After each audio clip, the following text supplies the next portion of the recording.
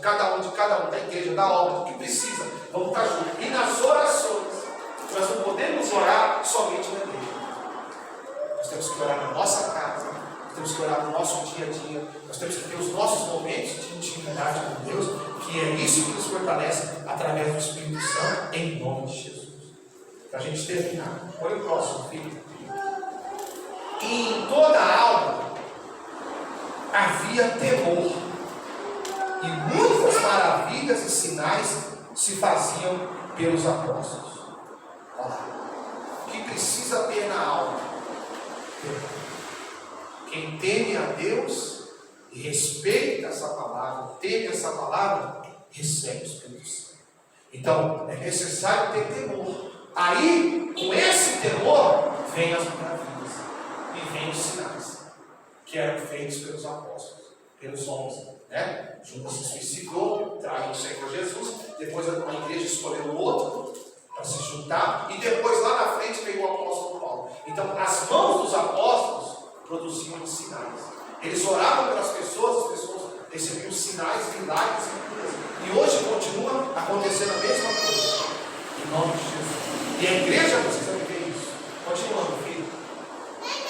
E todos os que criam, olha lá, estavam juntos e tinham tudo em comum. A igreja não tinha divisão. Precisamos andar juntos. Foi por isso que o Espírito Santo nos mostrou lá no monte esse trabalho nos lares. A gente precisa andar junto. A gente precisa ser, gente, como a igreja primitiva. A igreja antes lá de tudo, que Jesus instituiu. Então quando a gente vai para o lar um do outro, e ora naquela casa, e ora por aquelas famílias, e ora pela nossa família, intercede pelaquela alma que está ali, que ainda não conhece Jesus, ou por situações dentro daquele lar, aquele lar que o pastor falou, ele é alcançado. E o meu lar também é alcançado. Minha alma é alcançada. Então, o que as pessoas faziam? Eles estavam juntos. Não havia divisão. Não havia cada um vivendo somente a sua vida, não se preocupando com ninguém. Não. Havia entendimento e comunhão. E tinha tudo em comum. Ninguém passava fome. Ninguém passava fome naquela igreja. A igreja não passava fome. Porque quem tinha mais, semeava com quem tinha menos. Aquela casa que não tinha comida, semeava comida naquela casa. Aquela casa que tinha alguém desempregado, se oferecia o trabalho. Esse é o trabalho da igreja. Além do trabalho espiritual, nós precisamos ter esse trabalho de união. E nos lares era onde a igreja permitia se reunir. Por quê? Porque não tinha um salão, era proibido levantar um salão e pôr a placa de uma igreja. Naquela época em Israel, só tinha os templos judaicos. E era lá que os cristãos iam. Mas eles não podiam fazer a reunião como eles faziam no lar. Eles tinham que obedecer ao judaísmo. Então você chegava lá, tinha lá o sacerdote que iria adorar, e ali os cristãos iam orar, faziam suas orações, só que não era como é hoje, essa liberdade que existe. Então hoje na sua casa, por exemplo, eu moro em apartamento, ninguém pode me impedir de fazer um culto na minha casa. Porque a Bíblia diz que no Brasil existe a liberdade de culto, artigo 5 da Constituição. Você tem a liberdade de cultuar a quem você quiser. Desde que você não extrapole barulho, aquela coisa toda, que existem outras leis da prefeitura, do estado, daquela região da pessoa. Então você pode cultuar. Então nos lares naquela época era onde a igreja se reunia. Eles se reuniam nas casas, eles se reuniam embaixo da terra, para buscar ao Senhor. Porque era proibido falar de Jesus Cristo na igreja. No templo não se podia falar que Jesus Cristo era o Senhor. Você pregava fora do templo, mas não dentro do templo. Porque o próprio judeu, o próprio israelita, não reconhecia Jesus Cristo como Senhor e Salvador. Hoje nós reconhecemos. Você reconhece. Então você é um agente de milagres. Diga, eu sou um agente de milagres. Esse é o Senhor, gente. Continuando. Olha o ponto que a igreja chegava. Olha a comunhão. E vendiam suas propriedades e bens e repartiam todos, segundo cada um havia de mistério. O que acontecia no mistério? O que tinha muito ele se desfazia do que ele tinha e compartilhava com quem não tinha. Olha o que acontecia na igreja. Olha o ponto que chegava a comunhão na igreja. Olha a união. Quem tinha muita comida, repartia com quem não tinha nada. Quem tinha muitas vestes, repartia com quem não tinha nada. Quem tinha muitas propriedades, vendia as suas e prosperava com isso. O que mais? E perseverando, unânime na doutrina dos apóstolos e na comunhão, e no partir do pão e nas orações. E perseveravam unânimes todos os dias no templo. Olha lá. Então eles iam para o templo. As pessoas iam para o templo. Tinha um templo, que era o templo de Salomão. Tinha um templo. Depois teve a invasão romana e houve toda a destruição. Mas tinha um lugar que as pessoas iam, que eles iam todos os dias. Então hoje, a gente não se vê todo dia na igreja. Porque hoje a igreja tem um culto por semana. Então esse dia nós temos que estar aqui, todos nós unidos. Mas pastor, aonde a gente pode se reunir? Como a igreja primitiva. A gente pode se reunir nos lares, a gente pode se reunir nas casas, abençoar o lar do irmão, o lar da irmã, como a gente está fazendo, e a gente se alcançar. Olha lá. Partindo o pão em casa. Olha lá. Então eles tinham um momento que eles iam para a igreja, mas tinha um momento que tinha reunião nas casas. Olha lá, tinha um encontro da igreja nas casas.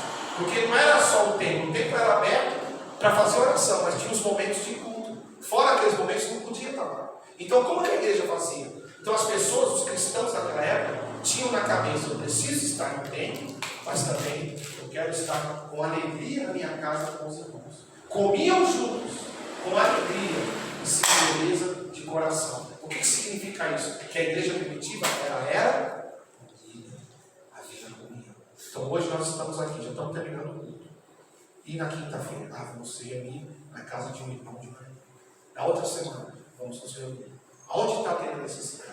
Vamos lá no seu lar. Pastor, eu estou com luta no meu lar. Meu Deus, pastor. Só eu estou vindo na igreja, pastor. Minha família inteira não vai na igreja. Só está se preocupada com as coisas dessa terra. Então vamos lá na sua casa. Vamos orar para fortalecer sua casa, fortalecer sua família. Essas pessoas da sua família serão alcançadas, se batizar, se arrepender, receber o Espírito Santo como você e mudar de volta. Esse é o trabalho da igreja. Olha lá, e perseverando, unânimes. Unânimes significa juntos, na unidade, em comunhão, em uma só decisão, todos os dias no templo. Então, as pessoas iam para a igreja. Mesmo naquela época, existia perseguição, eles iam para o templo. O que é isso aqui? É um templo. Aqui é um templo da mão de Deus, onde a gente se reúne todo domingo. Mas as orações, nós devemos fazer isso aqui? Nas nossas casas, no lar que a gente se reúne, no partir do pão. Por exemplo, nós fomos lá na casa da minha sogra, nós não pedimos para ela fazer nada. Quando nós chegamos lá, ela fez um bolo, ela fez um pão de queijo, tinha lá um chá. Então a gente fez o culto, terminou o culto, e nós ficamos em comunhão, conversando das coisas de Deus, comendo com alegria, participando daquele momento, como a igreja permitiu. E pastor, mas às vezes a pessoa que vai abrir a casa não tem condições de fazer tanta coisa. Então nós se unimos, um leva uma coisa, o outro leva a outra, e terminou o culto. Não que isso seja o principal, isso não é o principal, mas a igreja antiga fazia, a igreja primitiva fazia, ela comiam juntos com alegria e singeleza de coração. Tinha alegria de se reunir. É isso que nós precisamos ter. Hoje nós vivemos um mundo moderno. As pessoas estão cada vez mais sendo tomadas pela internet, pelas tecnologias, pelas redes sociais, pelos celulares, pelos computadores, pelos tablets, pelos não sei o quê. E a igreja está deixando esse papel de lado. Nós estamos se reunindo só de domingo e está muito bom para nós. Não está bom. Nós precisamos viver como a igreja permitiu. Pastor, mas eu não tenho tempo. Criatura, Deus vai te arrumar esse tempo. Tenho certeza. Pastor, mas o meu trabalho toma o meu tempo. Calma.